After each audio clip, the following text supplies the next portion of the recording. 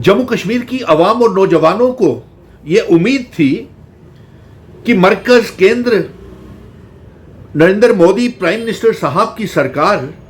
और prime minister साहब कुछ ऐसा ऐलान करेंगे नरेंद्र मोदी जी कि जो हमारी रियासत को तोड़ करके यूनियन टेरिटरी बनाया है, हमारे रियासत का दर्जा वापस करेंगे। और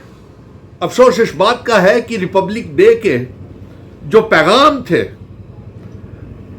प्राइम मिनिस्टर साहब के, प्रेसिडेंट ऑफ इंडिया के, जम्मू कश्मीर के लेफ्टिनेंट गवर्नर के, चीफ मिनिस्टर के या और दूसरे मिनिस्टर्स के रिपब्लिक डे 26 जनवरी के दिन के ऊपर बहुत नाउमीदी हुई कि ना तो मरकज की सरकार ने और ना ही जम्मू कश्मीर की चुनी हुई सरकार ने रियासत के दर्जे की वापसी को लेकर के कोई ठोस पैगाम भेजा हो। और सबसे बड़ी नाउमीदी इस बात की हुई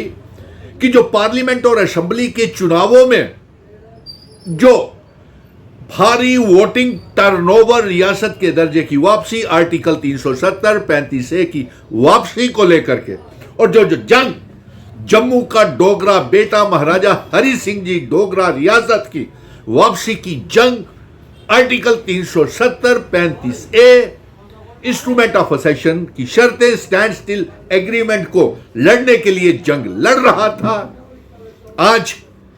भारतीय जनता पार्टी की केंद्र की सरकार प्राइम मिनिस्टर के वादों के बाद, होम मिनिस्टर अमित शाह जी के वादे करने के बाद, पार्लियामेंट के चुनावों में वादे करने और असेंबली के चुनावों में वादे करने के बाद जम्मू कश्मीर की आवाम को इतना नाउमीद किया कि मरकज की prime minister Narendra Modi, Bharatiya Janata party की सरकार और यहां तक कि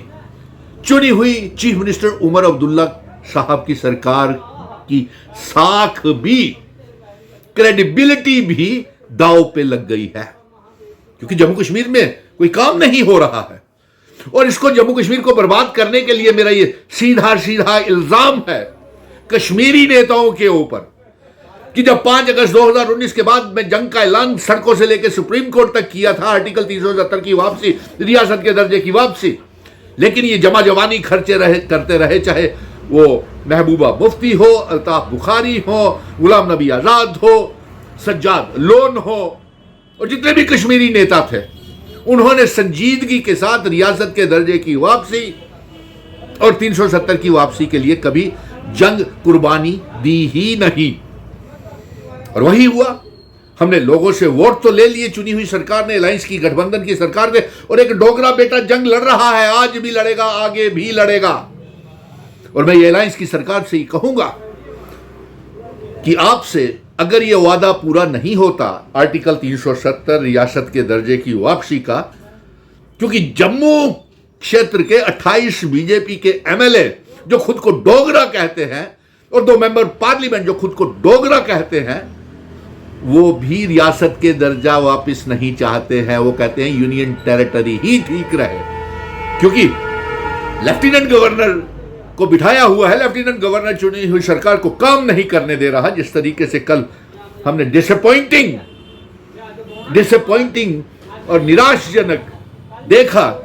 कि एक अवाम का चुना हुआ, जम्मू कश्मीर सरकार का चुना हुआ मुख्यमंत्री फ्लैग होस्टिंग नहीं कर पा रहा। ये 1 करोड़ 30 लाख अवाम, उनके मनोबल टूटा है, जिन्होंने रियासत के दर्जे की 370 35A के लिए जो वोट भारी टर्नओवर किया, भारी वोटिंग की और एक मुख्यमंत्री बनाया। और ये वो वोटर्स की तौहीन है, ये उन कश्मीरी नेताओं की तौहीन है कि एक चुना हुआ चीफ मिनिस्टर झंडा नहीं फहरा सका फ्लैग होस्टिंग के। ये मरकज की सरकार की तौहीन है कि वो कितना जम्मू कश्मीर के वोटर्स को सम्मान देते हैं, इज्जत बख्शते हैं। ये उमर अब्दुल्ला का कोई गुनाह नहीं है इसमें कि अगर उन्होंने फ्लैग होस्टिंग नहीं की। ये लेफ्टिनेंट गवर्नर की तौहीन है,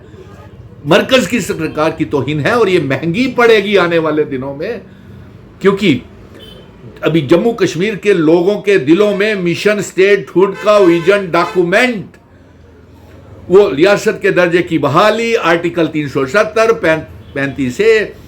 और instrument of accession standstill agreement जो महाराजा हरि सिंह जी जम्मू कश्मीर लद्दाख पीओके गिलगित बल्टिस्तान का मुल्क के साथ भारत के साथ करके गए हैं, अभी हम भूले नहीं हैं। ये आर्टिकल 370 स्टैंड स्टिल एग्रीमेंट और ये इंस्ट्रूमेंट ऑफ असेशन की शर्तें जम्मू कश्मीर की आवाम की रूह है और इसकी वजह से कैबिनेट की मीटिंग्स के फैसले तक लागू नहीं हो रहे, नौजवानों को इंसाफ नहीं मिल रहा।